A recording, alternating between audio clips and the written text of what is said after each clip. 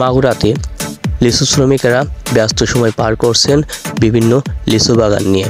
মাগুরা জেলার হাজরাপুর ইউনিয়নের বিস্তৃত জমিতে চাষ করা হয় লিচুর চাষ।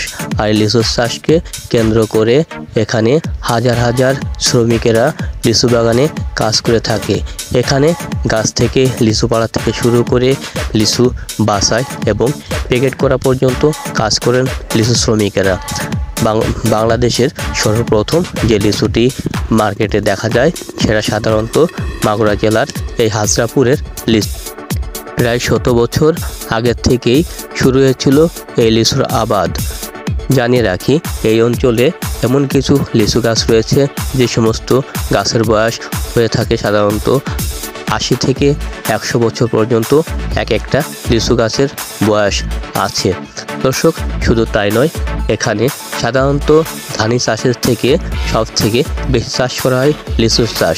কারণ এই অঞ্চলে সাধারণত লিচু চাষের উপর নির্ভর করে অত্র এলাকার সাধারণ মানুষ। দর্শক, আসুন আমরা আপনাদেরকে এই অঞ্চলের লিচু শ্রমিকদের কাজ একটু দেখানোর চেষ্টা করি।